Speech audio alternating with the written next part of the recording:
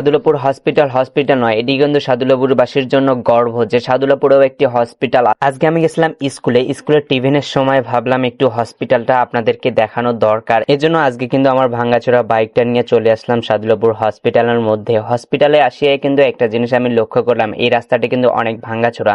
যখন একজন সিরিয়াস রোগী এই রাস্তা দিয়ে যাবে তখন কিন্তু জোরে অথবা স্পিডে নিয়ে যাওয়া যাবে না, কারণ রাস্তাটার পরিস্থিতি অনেক খারাপ। অনেকে আমাকে বলছেন এই রাস্তাটার বিষয়ে কিছু তুলে ধরার জন্য, এজন্য আজকে আমি কিন্তু সাদুল্লাপুর হসপিটালের মধ্যে আসছি। হসপিটালে এসে কিন্তু একটা জিনিস আমি লক্ষ্য করছি, এখানে অল টাইম কিন্তু 24 ঘন্টায় কিন্তু এখানে অ্যাম্বুলেন্স সার্ভিস পাওয়া যায়। এই জিনিসটা আমার অনেক ভালো লাগছে। একজন রোগীকে যদি শিফট করানোর জন্য সাদুল্লাপুর থেকে গাইবান্ধা অথবা রংপুরে যাওয়ার জন্য কিন্তু এই ব্যবস্থাটা এখানে আছে। সো এই বিষয়টা কিন্তু অনেক অনেক ভালো লাগছে আমার, যে এখানে অল টাইম 24 ঘন্টায় কিন্তু অ্যাম্বুলেন্স সার্ভিসটা আছে। এরপর আমি চলে আসলাম দোতলায় এসে কিন্তু পুরুষ কেবিনে ঢুকি। পুরুষ কেবিনের মধ্যে কিন্তু অসংখ্য লোক এখানে ভর্তি আছে হসপিটালের মধ্যে। পুরুষ কেবিনে এসে একটা কিন্তু আমি বিষয় লক্ষ্য করছি, এখানে কিন্তু যুবক কিন্তু নেই, একদম বয়স্করাই কিন্তু বেশি এখানে আছে। আমি মহিলা কেবিনেও গেছিলাম, মহিলা কেবিনের ভিডিওটা আমি করি নাই একটু প্রাইভেসির কারণে। এরপর সিঁড়ি দিয়ে নামতেই কিন্তু আমি দেখলাম সিঁড়িটা কিন্তু অনেক সুন্দর করছে। একজন যখন বয়স্ক অথবা অসুস্থ লোক যখন নামতে অথবা উঠতে,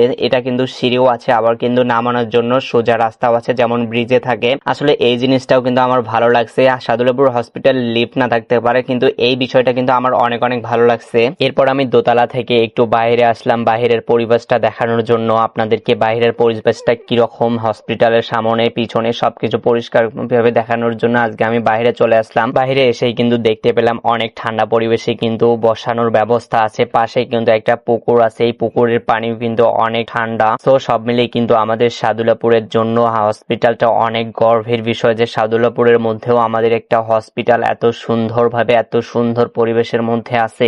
আসলে আমি কিন্তু আগে কোনো সময় এই হসপিটালে প্রয়োজন ছাড়া আসতাম না, প্রয়োজনের মধ্যে আসলেও কিন্তু শুধুমাত্র উপরে এবং নিচে থেকে চলে যাইতাম। আজকে কিন্তু আপনাদেরকে ভিডিওটা দেখানোর জন্য অনেক সুন্দর সুন্দর জিনিস উপভোগ করছি। সো আপনারা কোথা থেকে ভিডিওটা দেখছেন অবশ্যই লাইক কমেন্টের মাধ্যমে জানাবেন, এবং ভিডিওটা ভালো লাগলে আমাকে সাবস্ক্রাইব এবং ফলো করতে পারেন। আজকের ভিডিওটা এই পর্যন্ত, আল্লাহ হাফেজ।